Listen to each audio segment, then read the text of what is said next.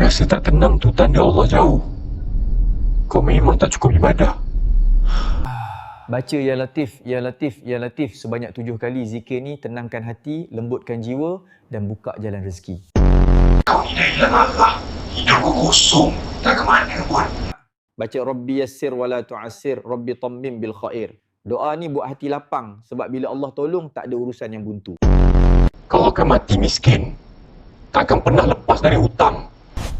Baca doa Nabi Yunus, La ilaha illa anta subhanaka inni kuntu minaz zalimin. Kelebihannya adalah Allah selamatkan dari kesempitan hidup, rezeki jadi luas.